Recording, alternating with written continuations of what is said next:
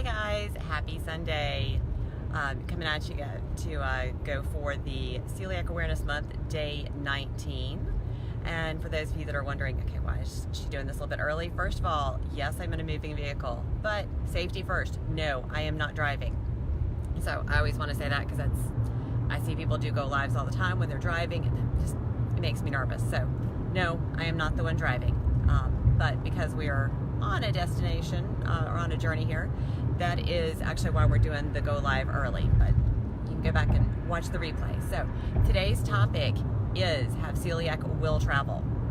Talking about some of the issues that I see and hear from people that when they get diagnosed and they get into a good habit or routine, and then they need to travel for work or for pleasure, and then when that happens, there's a lot of overwhelm. So I'm going to share some of the tips that I've used over the last 10 years.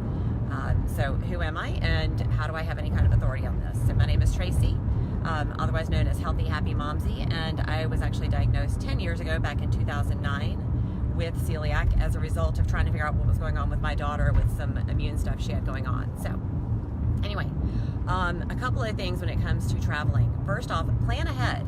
It can be done. I promise it can be done. And it's actually managed to make things a lot easier for me in the time that I've done this, because of the fact that I had to travel for work, that I had to figure it out. So I understand that for people who don't travel for work, that it's a little bit tougher, because when it comes to wanting to be there for different social occasions, which we'll talk about some of those tomorrow, but you know, you've got to go out of town for a wedding, you've got to go for a friend's graduation, family events, things like that. It can be a little bit overwhelming because you've gotten into your routine and you don't know how to handle some of those things. So here are some of the things that I have done that have made it super easy for me. And although I will say I do travel with more stuff now than I used to. So first thing, like I said, plan ahead, figure out where you're going. And then depending on if you're going to fly or drive, and I'm looking over my notes here, so sorry about that. Depending on if you're flying or driving can impact what you need to do as far as planning and taking with you. So if you're driving, bring your stuff with you. Bring a cooler. If you're riding with people, just tell them you're going to have whatever your bag is for your trip, your overnight, whatever it is, and plan on having a cooler with you. Bring some food with you to make it easier. There's no point in having to get stressed out when you get to your location. If you're flying, one of the things that I do that has made it a lot easier is, first of all, you're going to go through TSA and obey, of course, all the TSA rules. So when it comes to that, you know, the liquids, all that stuff. But one of the things is that when they see food, if you have it in your carry-on baggage, then it can set off some questions for them. They're most likely going to pull your bag. So what I have found that is super helpful is, as soon as I get there, I go ahead, well actually before I even get there, I've got my carry-on packed in a way that makes it easy for me to get the things out. I always have my little Ziploc bag with the liquids for the hygiene items, things like that. And then I will usually have like a second Ziploc bag if I've got liquids or whatever. I actually, with the nutrition program that I do, part of the protocol for what I bring with me is I'll bring some cleanse to help keep my immune system strong. But I'll go ahead and pull that second bag out, and then I always have in there a printout from the doctor's office that has information basically validating my celiac diagnosis. And I'll let them know, hey, due to a medical condition, I do bring food with me. You know, I've got my liquids out. Do you need me to bring any of the food out? And that way they know, because if you don't tell them, then they're going to be pulling your bag and it just takes longer. So do yourself a favor. Also, if you're flying, because of the fact that, you know, maybe you're just trying to do the carry-on, you don't want to have to do a checked bag, a couple of things that you can do to make it easier would be, you can utilize Amazon Now if you're going to a bigger town. Amazon Now, you can order your, you can order some foods ahead of time. Well, sorry, not ahead of time because you're doing Amazon Now, but you can go ahead and look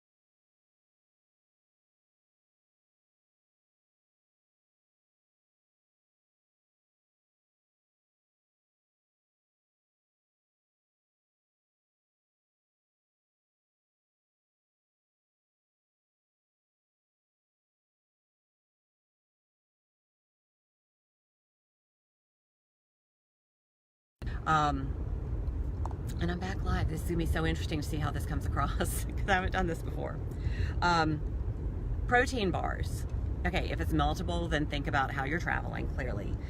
Nuts are super easy to bring with you because those, you don't usually have to worry about the temperature, that kind of stuff.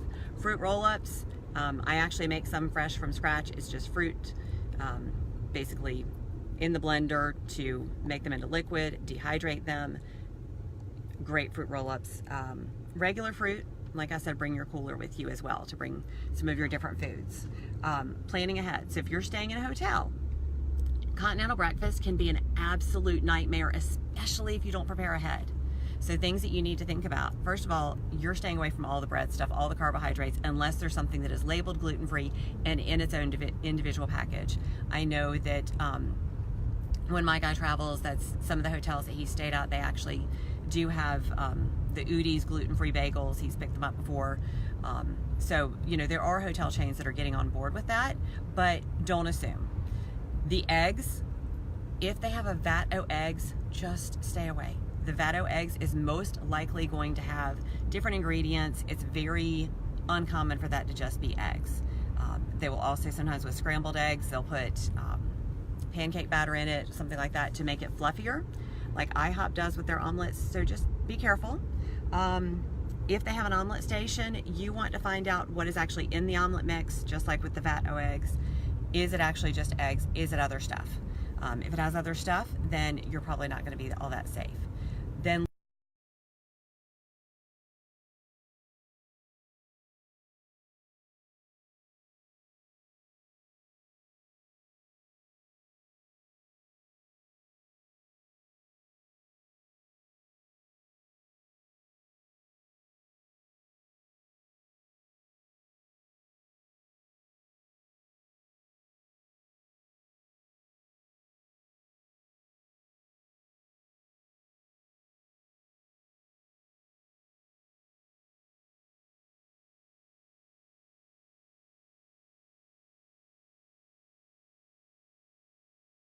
is also another great option that you can use.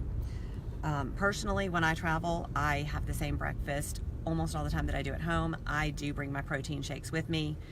Like I said, it's a great way to start the day. I know that I'm getting in a great balance of vitamins, minerals, my carbs, my fats, my proteins.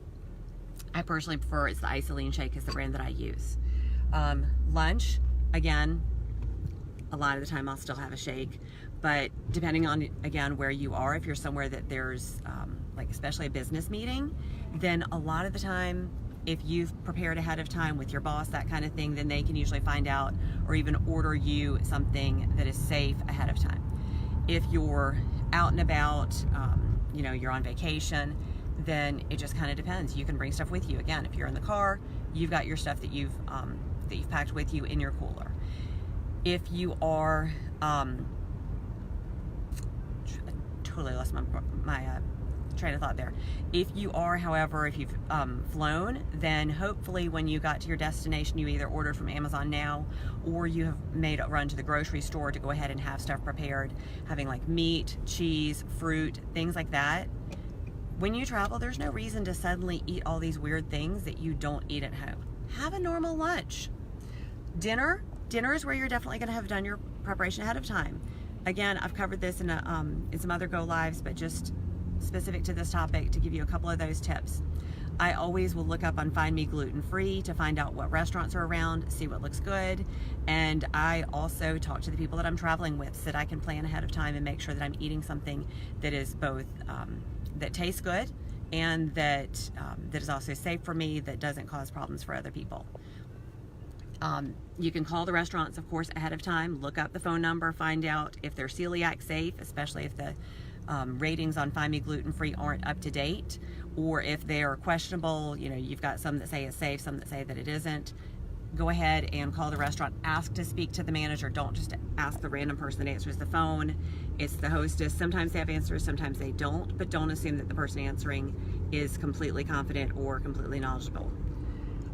Also look up bloggers in the town that you're going to. So suppose you're going to New York City, then you can Google New York City gluten free, and look for some of the bloggers, look for some of the different places, and look to see when the last time is that they reviewed them.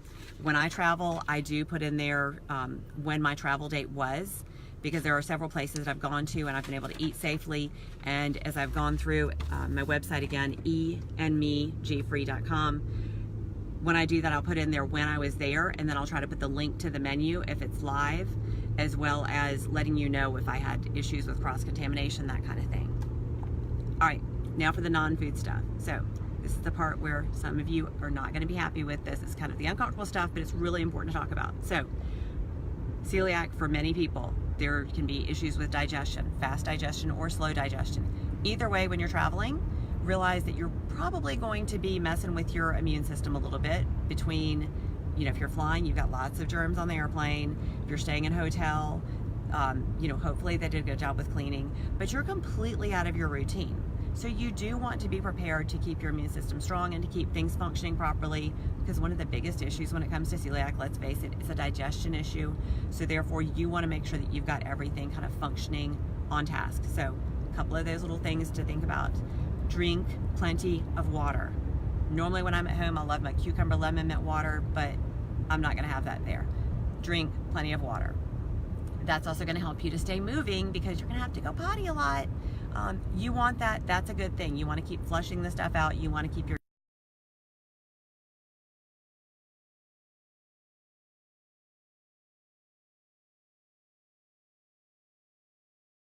hot lemon water. The hot lemon water can also help with keeping things moving, keeping your system flushed out. You want to try to continue to get in your 10,000 steps a day. Everybody's in a different place here, but 10,000 steps a day is a great benchmark for many people, not for everybody, but for many people, to make sure that you're staying moving. That will keep things going throughout your body, keeping things stable. A couple of things that you can take with you. Whether you have fast or slow digestion, doesn't matter. One of the things that is super helpful would be to bring fiber or magnesium. So I'm going to share some of mine with you here. The reason why fiber is helpful if you have fast digestion is that sometimes things are loose. You want things to bulk up, to move out appropriately, because you don't want to be miserable when you're traveling. If you have slow digestion, you might need some help with bulking things up so that things can move through.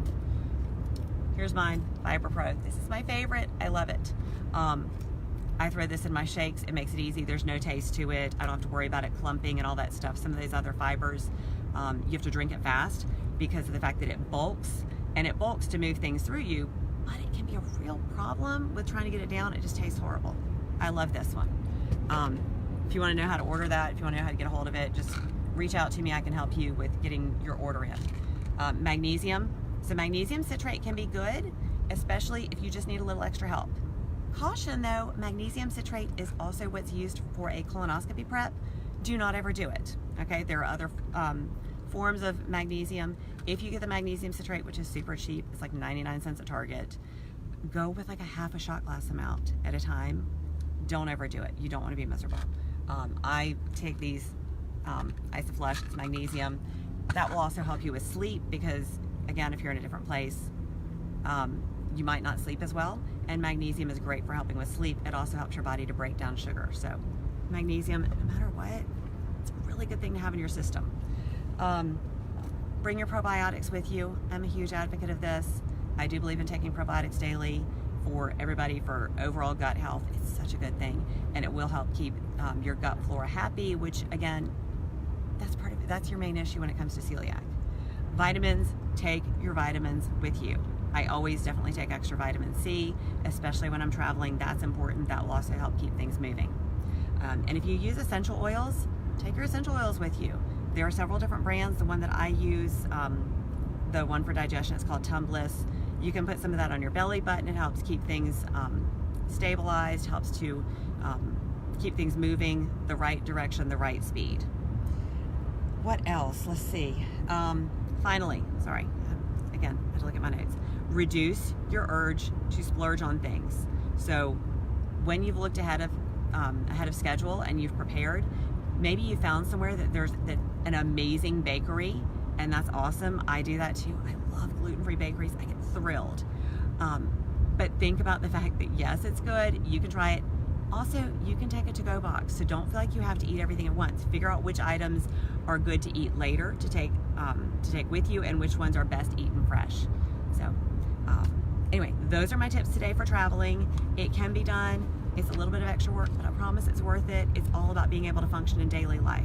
Tomorrow's discussion is going to be on events and people, because hey, if you're traveling, you're dealing with people, and sometimes it's helpful to know what to share with them, what not to share with them, because a lot of people don't want to hear about this. They don't want to hear about digestion. It's not okay. So anyway, thank you guys so much for tuning in. If you find this helpful, please share it with others. If you have topics you would like for me to address regarding celiac, please post them in the comments below. I thank you guys so much for tuning in. Tomorrow, I should be on track for doing the 12:30 go live, and I will see you